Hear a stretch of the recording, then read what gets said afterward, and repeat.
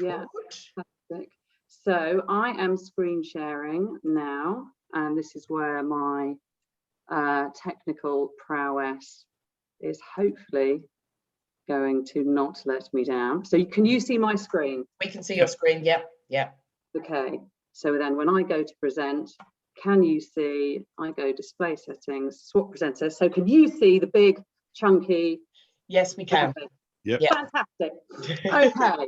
So thank you so much. Like I say, really grateful for this time. And I think this has really come about because, like Shirley's just introduced, I am a real advocate for graceful productivity. I'm really aware of the jiggle juggle that we all experience anyway.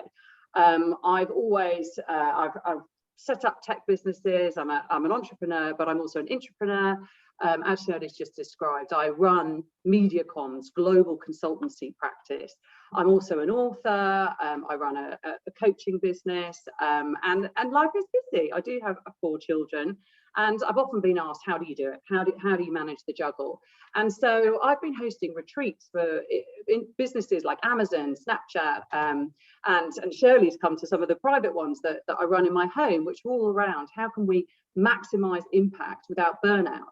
And yet over the past year, even I have felt myself sliding into a frenetic phase of productivity that I've really started to see as the unspoken crisis of COVID of the past year.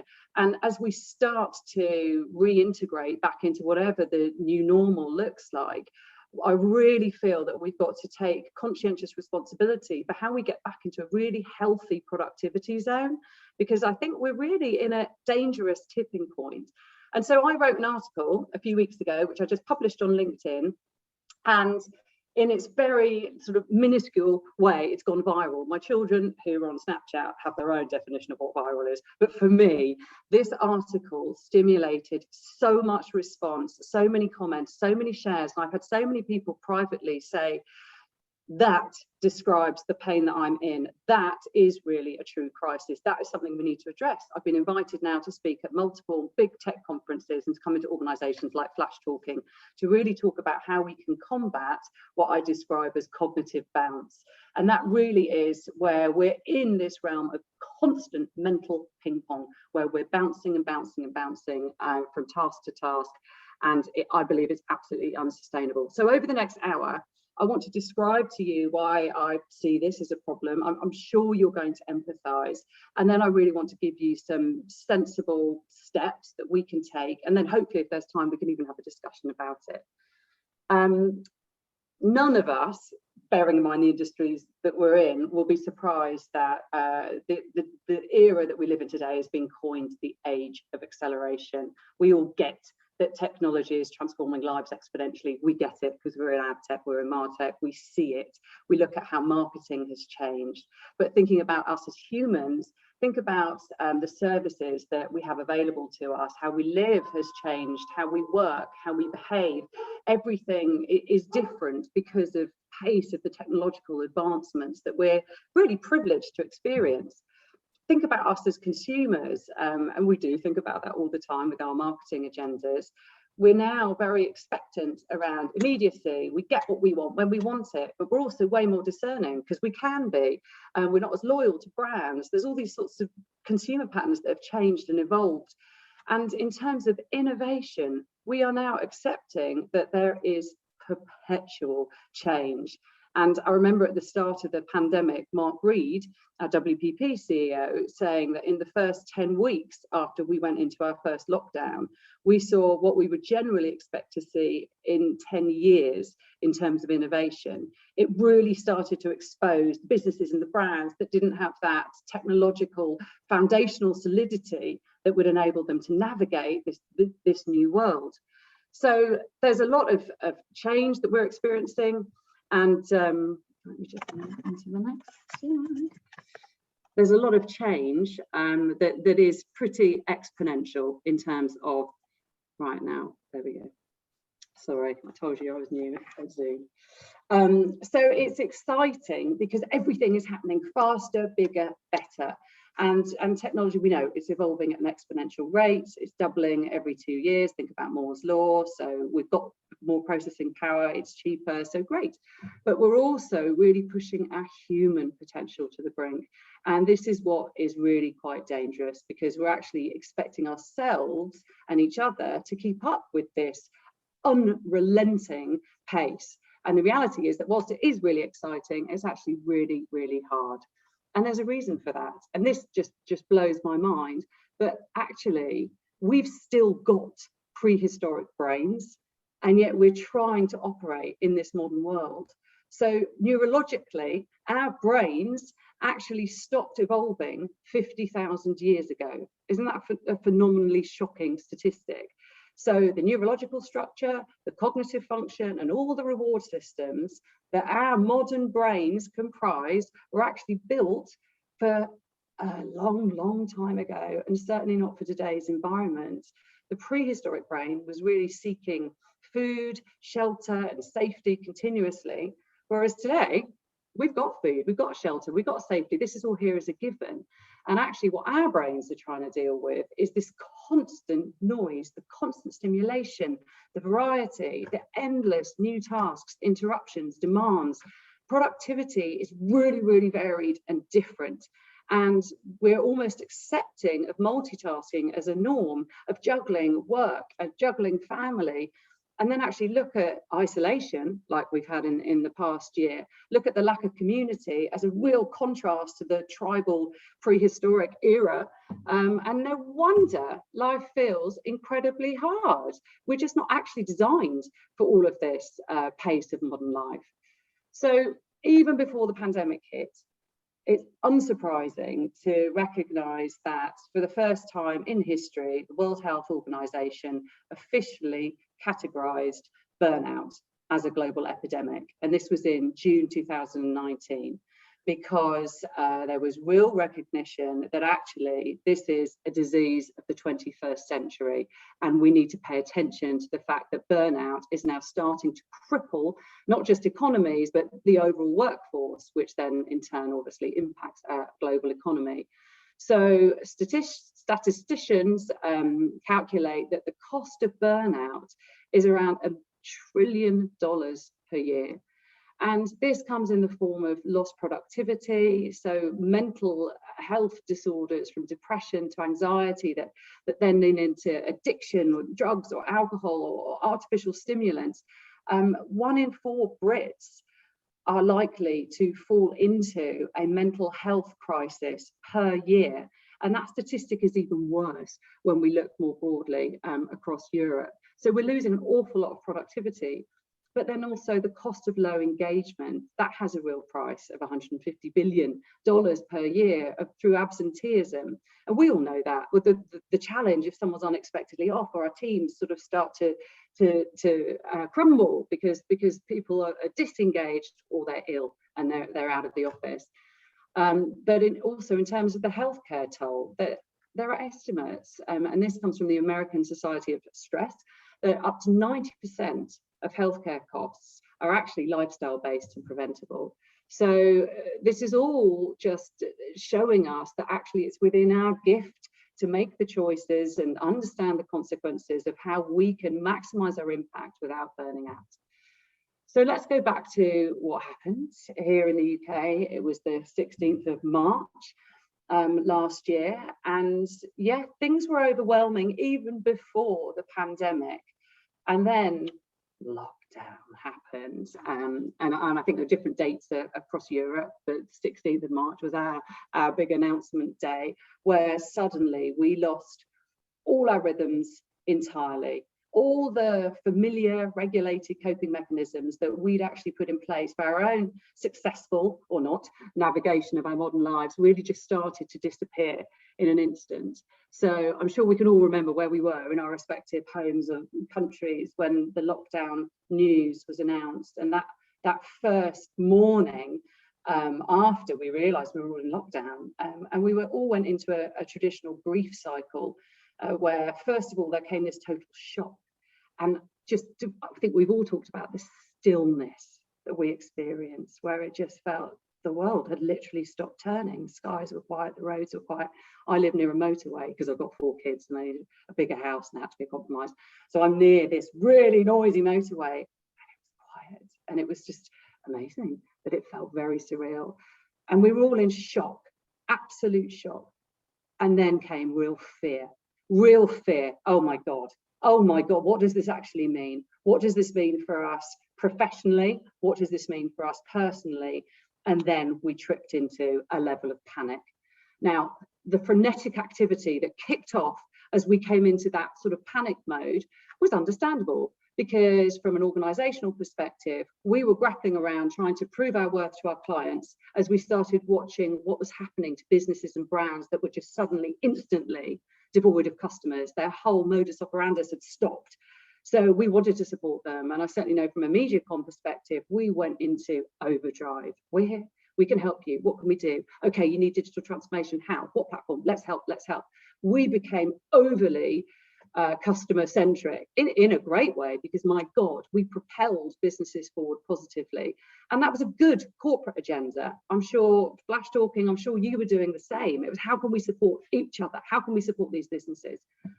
From a personal perspective, we also then started watching businesses contract. We started seeing redundancies happening, and that's really scary. I'm a single mother of 4 kids, and I started to panic. Oh my God, if I lose my job, everything is destabilized. So then there became a personal agenda of prove it's okay, I'm at home, but I'm still working really well. Reassure the team, reassure the bosses, reassure everyone that we can be high contributors. And we all started doing that because we were in a panic and a fear state. And that is understandable. The challenge is that that has continued. And there's an expectation from organizations, or there has been, and almost a normality of ourselves to keep inputting at that level of pace. And it is just not sustainable. So I just want to refer back to a law. Yerkes and Dodson, 2 scientists, and back in the 1900s, 1908 actually, they identified that there's a scale that really depicts what healthy productivity looks like, because there is a correlation between stimulation and activity, stimulation and our output. And when we are at a point of healthy stress, it's really good for us. And it does actually stimulate us to perform and to deliver at a really good, healthy point. So when stress gets to that sort of mid-level of that bottom line, we're at a point where we're a bit excited. So imagine that sort of the feeling that you have, the anticipation if you're about to go on a roller coaster or you're about to go on your first date, and you've got that little tingle of, okay, yeah, bit of excitement. It's a good stress. It's a good feeling. And that actually stimulates us to be our best, to bring our best self forward and to output at a healthy pace. But there really is a tipping point. And when you see the top of that curve where you've hit your peak performance, but actually there's a continuing stress and you're continually being pushed and pushed and pushed, then you start to fall into a level that is dangerous, because you've got continuous stress surging that starts to impact our mental ability and then eventually depletes us down to a level of physical impact. So we have to take real responsibility of our bio-individuality, because each one of us is going to have a different peak performance element. I think I can tolerate a lot of stress. I think I get a kick out of it. It's probably just me. That's who I am. But if I look at my mother, she'd probably be very different on that curve. So you need to understand yourself and really have that deep self-awareness of what is healthy for you and what is manageable long term, so that you never slide down and cascade into that burnout zone. When we do get into a state of multitasking, which is really where I see what a lot of us are doing now, juggling home and juggling work and delivering this frenetic mental ping pong, in a multitasking zone, you're triggering the hormone cortisol and you're simultaneously triggering adrenaline. So you're in a fight or flight mode. Now, when you have the two of those aspects surging simultaneously, it creates mental fog, and it really starts to create quite a scrambled thinking. What's interesting is that multitasking actually creates a bit of a dopamine addiction feedback loop.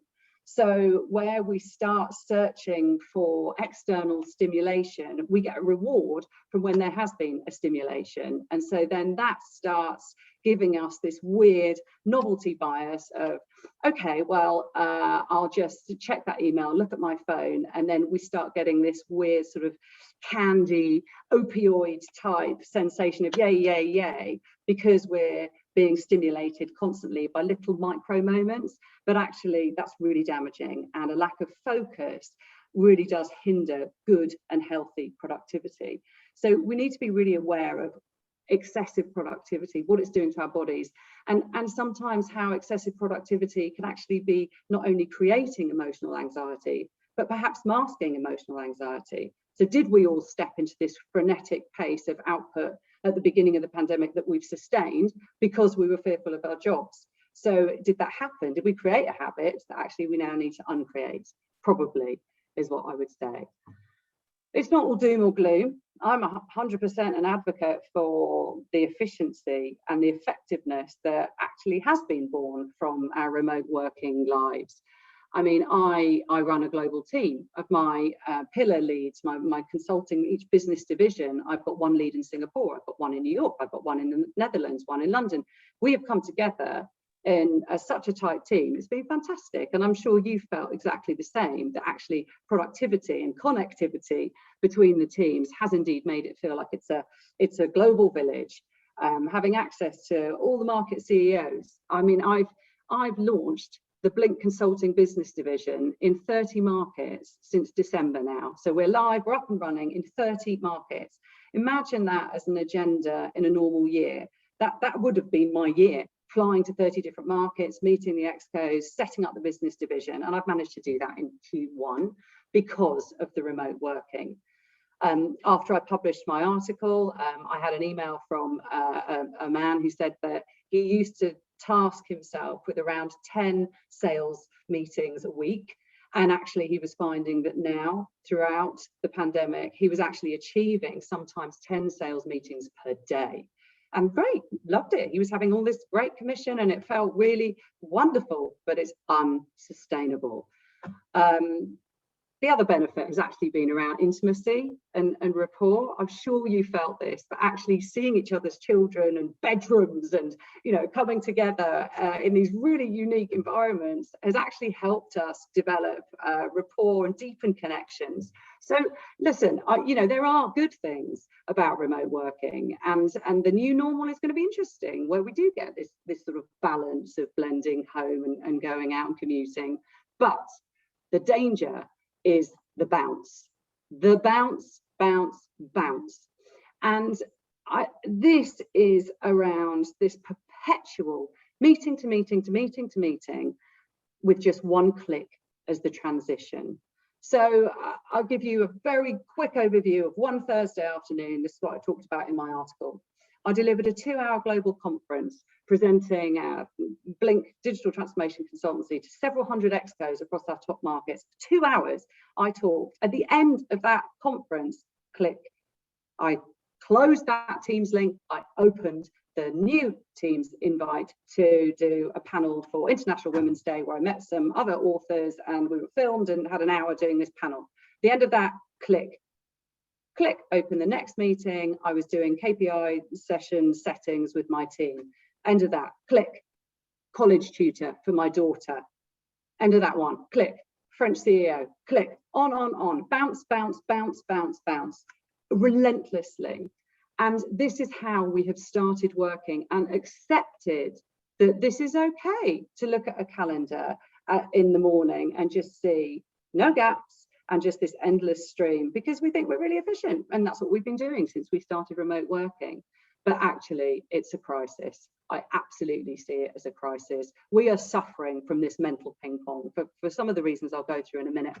What is crazy about that schedule that I've just described is that it happens from the same chair, in the same room, on the same screen, in one long stream with just seconds as transitions. And we used to have barriers. We used to have barriers between work and home. Yes, there was the commute, but even in the office, there would be breaks between meetings. Someone would go and do a coffee run.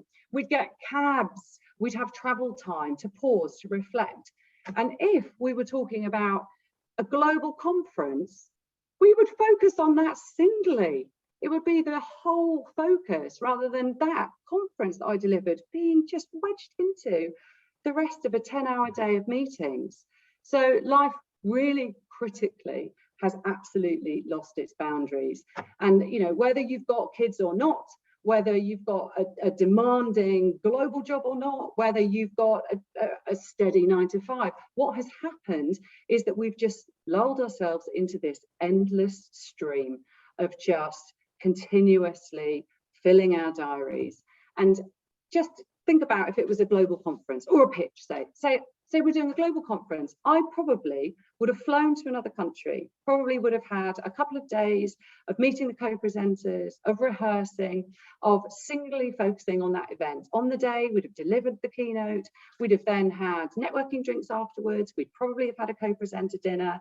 On the next day, I'd probably have flown home and answered all the Q&As. That would have been my week. And that would have given me a chance to really focus and to then decompress.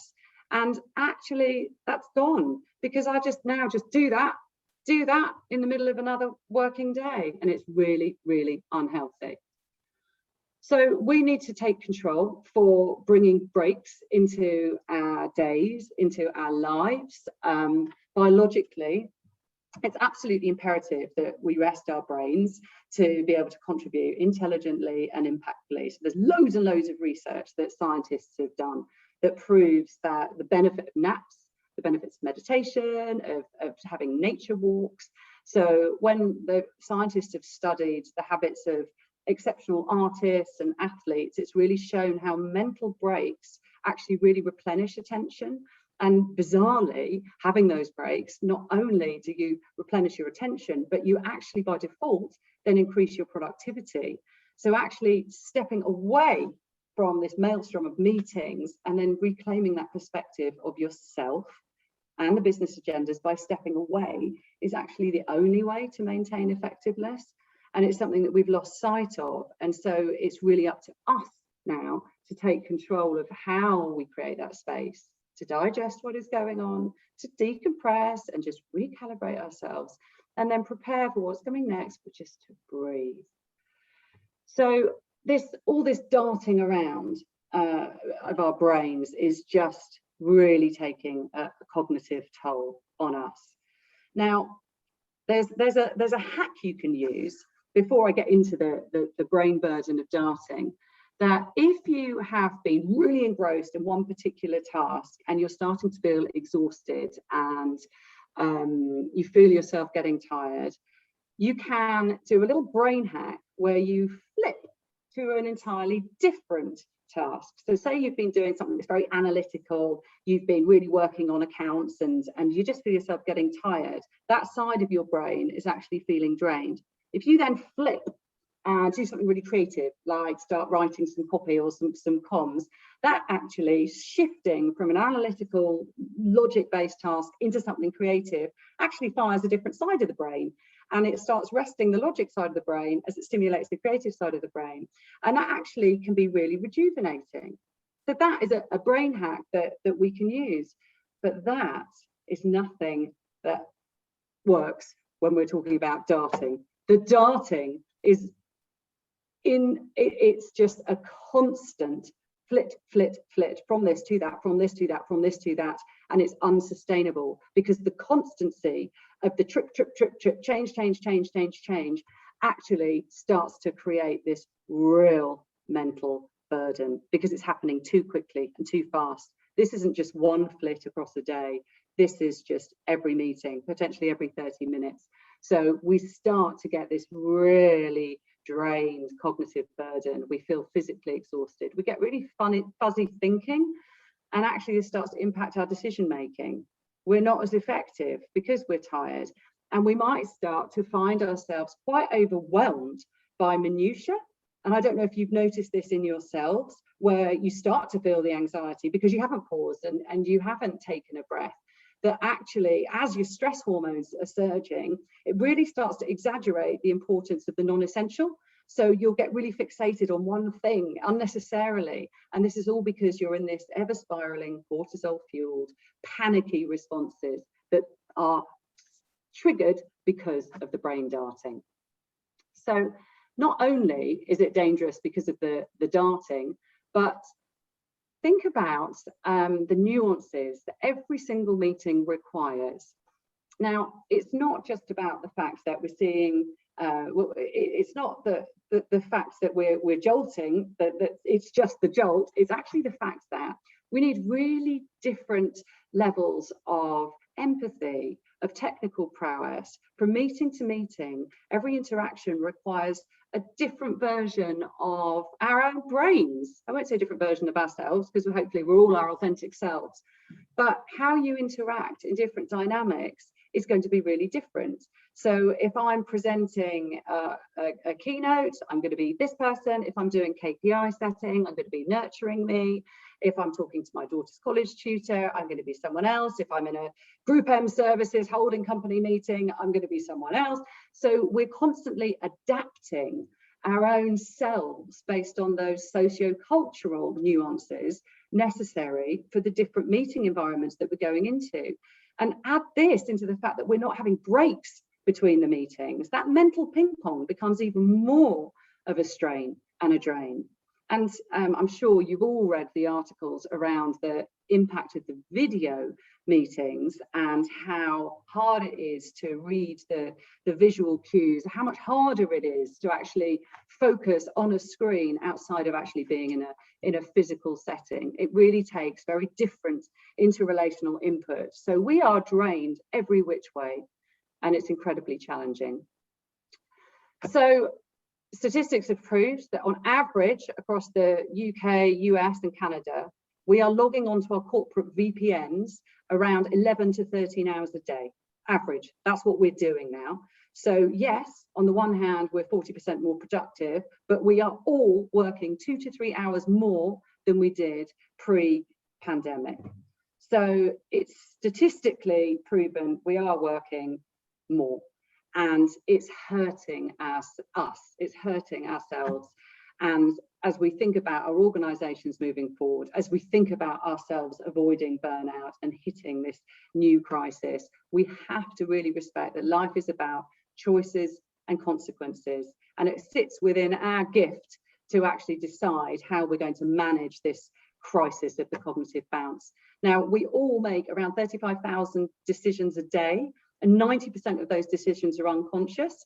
But my provocation to you now is to say, what decisions do you want to take? What choices do you conscientiously want to make to create control and order in your life and yourself that really halts the cognitive bounce crisis? And that's what I'm going to go through now, 8 steps that I've taken and I'm encouraging my teams to take, and I'd love to hear your feedback and thoughts on it to combat this new crisis. Now, wherever you sit in the organization, wherever you sit in life, you have custody over your time, and this is absolute fact. And as a contributor to the world, it's really up to you to prioritize what is going to have the most impact against what matters most. So, and think about by when. So I start each day, I literally have my little notepad here, and I start each day and I write with a pen what matters most. And I think about what are the key outputs that I need to deliver each day. I strategically prioritize to a point where I organize my life in such a way where I'm clear of what my work goals are, my corporate media com goals are, my private business goals, so the businesses that I run, what are they for my children, what am I trying to achieve, what matters most for them. I'm writing another book, how do I fit that in? I strategically prioritize what I'm going to deliver by when, and I've designed it all in a lovely spreadsheet, and if you want it I can share it, a template PDF for what that looks like, because it's a planner. It's a planner, and that doesn't sound like rocket science, but it is so essential that we take control of what really does matter. And within our organizations, we don't have to deliver against this pace as long as we have managed our colleagues and our leaders' expectations accordingly. So do the work to strategically prioritize and then get stakeholder alignment. So all of the planning in the world only actually becomes viable and valuable when it's lifted off your private Excel into a full stakeholder aligned strategy and a set of really solid actions. So when I really started realizing that this is unsustainable, I can't do 15, 16 hours a day anymore. As much as I love my work, it's really harming me. So I've done a real revamp of the strategic priorities for my business division within MediaCom. And I've sat down with the global CEO and the global COO and said, these are my priorities and this is my roadmap. And I'm going to do that this year. And it's slower than the ambitious bit of me that wants to do it all right now. It's slower, but it's realistic. It's realistic for my team. It's realistic for me. And you know what? I presented it to them and they were like, great, wow, amazing. There was no, so I think we need to take control of ourselves. What does matter most to your team, to you in terms of output, and then manage expectations. Always remember that disappointment only comes when expectations have been mismanaged. So really design what your cognitive bounce mitigation plan looks like. Really think about what a realistic pace is, then engage your relevant stakeholders to get agreement, and then share it outwards. Make it known that this is what you're doing. So my strategic roadmap for Blink, I've shared it vertically and horizontally, and everyone's clear of what I intend to do this year and at what pace. But this extends to your home life too. If you've got children or your partner, just really talk about how you can create space and balance, because it's so important. Once everybody understands what's expected of whom by when, it all just becomes a lot more manageable. Now, rejuvenate with energizing passion projects. This is something that you might think, well, that goes against everything you're just describing, Bianca, because you're saying that we need to slow down. And actually, no, this comes back to prioritizing what really matters. It's well recognized that we are healthier, we're more productive, and we're calmer when we are creative. And everyone is creative, and I won't, whatever they said to you at school, you're academic or you're creative, that's wrong. We're all innately creative. It's about finding the passion projects that matter to us, that ignite us, that bring us to life, that are energizing, and finding the time to build them into our weeks. Because this really matters about keeping us feel connected to what is meaningful. And this is actually a way to actually stimulate more energy in ourselves. So like I'm a writer, so I like to find time actually in the evenings to write. And that's my preference, but I feel great. I sleep better if I've had an hour of writing in the evening. It might be cooking, it might be a YouTube channel you're on, whatever it might be, gardening, any passion project that is totally detached from your day-to-day work. It's so important to build that into your life and factor it into your schedule, so it doesn't then become a hobby of yesteryear. And this really isn't about setting up another business and trying to get more income or status or public accolades. This is nothing to do with the extrinsic stuff. This is about your intrinsic well-being, because when you're doing work that really energizes you because you're passionate about it, that naturally gets you feeling upbeat. It increases your overall self-esteem, and then it makes you more motivated to contribute in life generally. And my God, I think we've all struggled with how to stay motivated in the past year. This has been hard. Who wants to get out of bed and just come and sit down at the same chair and in the same screen? And, if you've got your life injected with the passion stuff, you're much more likely to skip out of bed and do it. So, step 4, this is such an easy one, and we've just rolled this out now as the norm across the whole of the global business. So just cut meeting invites down by 15 minutes. It's just such an easy thing to do, but also work through the races before you even actually set the meeting up. Really think about who needs to be in that meeting, what their contribution is, and if you're invited to a meeting that could potentially be non-essential, verify from the person that sent that meeting invite why you're being invited, what your contribution is. Could it be done with an email and not you have that hour or 45 minutes, whatever it might be, just be really conscious of other people's time and your own time. So, you know, at the beginning of the pandemic, it was all about, you know, we needed to connect and almost coddle each other with the reassurance that we're all connected and it's okay. And that absolutely still matters. That connection matters and the community matters, but we don't necessarily still need to do 30 minutes every single morning just to check in. Really start to preserve time and think strategically about how to plan your meetings. And then massive one for me, like framing big meetings with space either side. It's such a logical thing to do, but I certainly didn't do it when I had that global conference the other day. And I've been, I admit it, really excited by the efficiency, a bit like that salesperson that could fit 10 meetings in a day. It's really exciting when we love our work and there's potential gain. Lean in, but actually no, because at the end of the day, you're exhausted and we need to take responsibility for creating those gaps. So next time I do a big conference, I will make sure that I have an hour before, an hour after. Maybe I'll even plan to just have the afternoon with no meetings and just thinking time, plan in the decompression time. So just really think about that, build it in advance and just preserve it. And it's up to you to really preserve that time as sacred. Don't let people hijack your diary if you can. And then plan hard stops and honor them.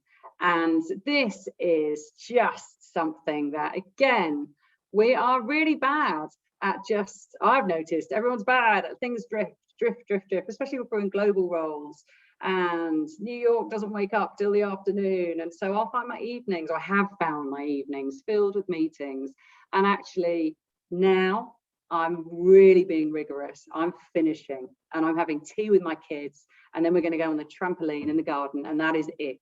And I'm really sticking to that. And I'm having to force myself to stick to it, but it really is important. And I think we need to take real awareness of the fact that work is always going to be there for us. Look at the retirement ages increasing and increasing. There's always going to be an abundance of work. There's always going to be so much to do. And the work will still be there tomorrow morning, next week, in 10 years. There's always going to be work to do. But right now, we've got to just preserve our own time and our own space. So put those hard stops in your diary and then honor them. And I think as leaders in our organizations, we really have to take collective responsibility for this crisis, for this period that we're in. And step one really is just taking this, having this awareness, but we need to talk about this. Shirley, it's brilliant you've invited me in to come and talk to everyone about this today. I think just having this consciousness about the fact that we have lulled into habitual productivity that's harmful is really important, that we're aware of it. That is the most important step. But now we need to lead by example. So really look at your teams, look at how they're operating, and look at how you can recommend that they potentially slow down. We can't now let ourselves slide into a massive burnout crisis as we come out of the pandemic crisis, and it's up to us to just take collective responsibility to protect each other as we positively now surge back into balance. And then finally, just to sort of something that I've found really helps me is to start clustering focus. So if you run your own team, your own business division, is there a chunk of time across the week where you can organize it as sacred and cluster your work into pockets of similar themes, so it becomes a moment of focus? So whether it's, I'll have a Friday morning, what I call it my sacred thinking time, which is really where I just catch up with all the outputs from the meetings I've had across the week to then actually deliver my output, to write my decks, thought pieces, or whatever it might be. So I always know I've got that space on Friday morning. But equally on Friday afternoon, I try and do sort of people stuff. So it's connecting in with the team. So I'm in that zone of the nurturing, of the how are you progressing against your goals. So it's sort of a similar theme. So again, it's lessening that cognitive burden on my brain overall. So think about, could you do that? And how can you build that time in? The end is definitely nigh. And I know that speaking to colleagues in other countries, some offices are opening up, and so having the geographical boundary between home and office is starting to regulate some of those crazy statistics around 11 or 13 hours a day on the BPM. That's starting to diminish already. And we're starting to plan our reintegration back into the offices within WPP. But I think really just focus on the fact that when you are multitasking, it really is detrimental to cognitive performance. So if you're trying to concentrate on a task, and there's been scientists have done studies, if you're trying to concentrate on a task, but your phone is there distracting you, or you open an email, it's actually been proven that your IQ depletes by 10 points if you're distracted. So it is fact that multitasking is actually detrimental, and we need to be really aware of that and just try and stop it. I feel that we really are in this moment where, as leaders, we need to be the ones that are taking the exemplary strides now to stamp out all of this mayhem, because we are about to enter this new anthropological era. We don't yet know what the new normal is going to look like. And we really need to think about how we start to infuse our business cultures with this new post-pandemic recognition of what is harmful and what is healthy. So it really is something that I believe managing cognitive bounce is absolutely a critical consideration for thriving, flourishing workforces and workplaces. So I'd really like to leave you with the thought of what steps are you going to take today for yourself and for your colleagues. And I want to say thank you very much for your time and for inviting me in today. I'm really happy and honoured that you've listened and hopefully learned. And thank you. Yeah, that is it. Oh, thank you, Bianca. That was honestly absolutely brilliant. I can honestly say I relate so much of what you were saying. Toby was messaging me at a certain time. He's like, sounds just like you. But no, like things like what you were saying where, when you're overthinking things, where you're just so busy and you're going from one to another and you're doing something really, really simple and you overthink it and it takes so much longer. And I definitely think not having that break in between, whereas we jump in taxis or just chatting, it does really affect you. And it doesn't matter how many times you say, I'm going to have a break today, you don't. It is so important. And I thought that was great. I don't know what everybody else thought. I thought that was brilliant. Really good. Really, really good. And I think it's going to be really interesting seeing as you said, Bianca, going back to like the new normal, whatever that happens to be. Yeah. I think that's going to be almost as big a shock as when we went in. My experience of I equate it to my experience of living abroad a couple of times. It was kind of easier going and living abroad and being there than it was to come back in a lot of ways. And I think there'll be some parallels between that experience and what we'll probably go through when everyone starts going back to the office and commuting and being with people all the time. It's going to be as big a shock, I think, if not bigger. Yeah, I think you're right. What is the flash talking plan? Have you started even sort of looking at what reintegration looks like? Or not yet? So yeah, we've been looking at it. I mean, our stance really is until the government says, they're advising people to go back to the office, we're not going to do anything. We do want to open up the offices as soon as we can, because to your point, everyone's in a very different situation. So for some people, they can work from home quite happily, effectively. For others, that's really not so easy for a plethora of reasons. We just want to make sure we're catering for both. I think from my personal point of view, the hardest part about going back or one of the hard things about going back is going to be the communication as to who's doing what, when and where. Yeah. Because we're definitely going to be much more flexible. Working from home is definitely going to be a solid part of what everyone does. But with that has to be a change in how we communicate where anyone is going to be. And that, I think, is again going to be a challenge that I certainly don't feel I've got to grips with yet. Yeah, and I think that's fair enough. And I think we're all making it up as we go along, aren't we? We're just trying to do what's best. I totally understand. My eldest son, he's 18, and he joined MediaCom in November as a digital apprentice. And so his experience, he's gone from college, having not been allowed to do his A-levels, to come straight into the working environment, having never actually met anyone face to face, living in his bedroom with his girlfriend, and just sitting, going from his bed to his computer, and he's got, you know, he can't wait to get into an office and actually meet people and learn about being an adult in the workplace, and learn about, you know, for a lot of us, we've all got that context, we know what it was like in the office, but for the new starters, they've got none of that context. So they're the ones that I feel that we have to protect, don't we, to get them back into the offices. Yeah. I have a question, I guess, Bianca. Hi, Toby. Nice Obviously, I work across Group M, so this is probably a slightly media commie style question. But obviously, Simon's mentioned about flash talkings, go back to the office, and I'm sure MediaCom, Group M are doing the same sort of thing.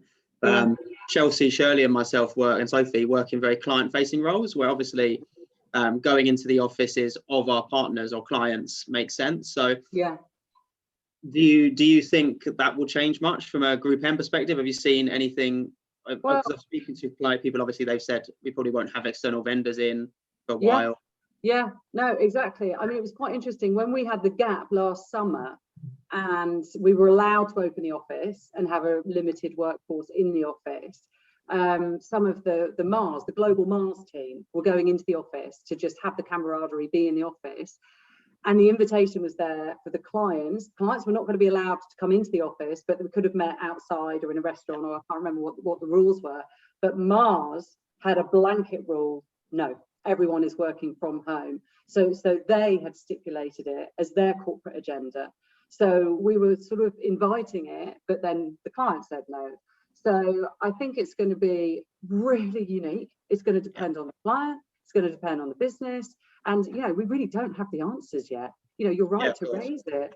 But yeah, I don't know. Because, I mean, I was with Nick Lawson, Josh and Matney last week. We did a sort of vendor showcase of our new positioning, because Nick Lawson's taken over as our CEO from Steve Allen. So we've got new positioning, seeing the bigger picture. So we had a sort of a session, a sort of show and tell.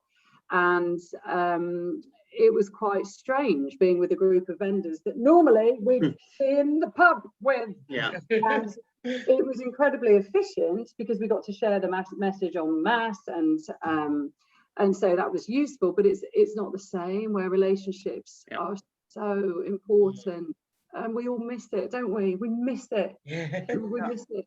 That's not the same. Sorry. I was just going to ask another kind of the other side of the coin, if you like. So I am based up north, so I'm kind of the only one who was supposed to work, used to working remotely and based. Oh wow! And like, obviously, I was traveling to like Manchester and Leeds, and so the kind of the positive thing for me from the pandemic has been that, like, more than ever, I'm closer to the team than I ever was before, because like everyone's online, everyone's there, we chit chat online, so I suddenly know, you know, I know everything that's going on, whereas like 2 years ago I'd be like a bit more on so I just been thinking about how can I like maintain this kind of level of or like trying to like cling on to the kind of the positive sides of everyone being more remotely. So I don't know if you had any kind of ideas or tips for me, like, or. Well, it's so interesting, isn't it? Because would you then almost start to have a bit of FOMO of when the teams are getting together physically? And I understand that, but I think, you know, that all the conjecture is that it's going to be pretty much three if not 4 days working from home as the norm anyway. So I imagine you're still going to maintain that level of intimacy, because the video world is not going to go away. It is efficient. It actually is efficient. But it's interesting if actually it does stimulate you to want to go to an office and to go down to London, and whether, you know, imagine if that starts happening. I absolutely can't wait to do that, definitely. We'll just live stream you into everything, Sophie. We'll just have a giant cardboard cutout of you that we take around everywhere.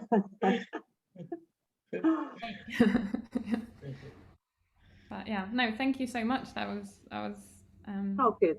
Really good. Yeah, thank you. No, it's nice. It's good to talk about it. It is good to talk about it. And I hope that we can all just find this level of balance and get back to normal. I can't wait to see you all again, and just Who's bored? It's so boring, isn't it?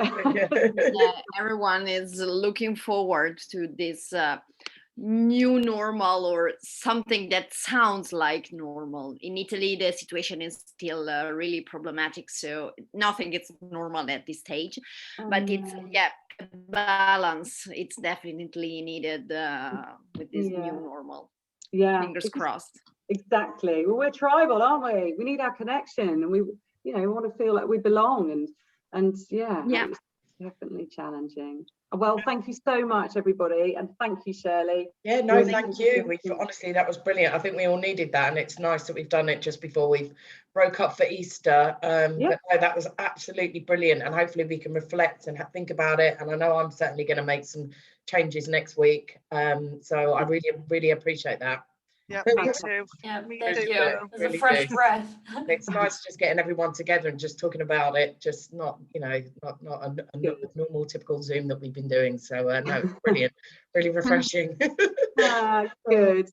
All right, well, thank you so much, everybody, and enjoy the long weekend. Thank you. You too. And thanks again. Cheers. Thank you. Thank Bye. you. Bye.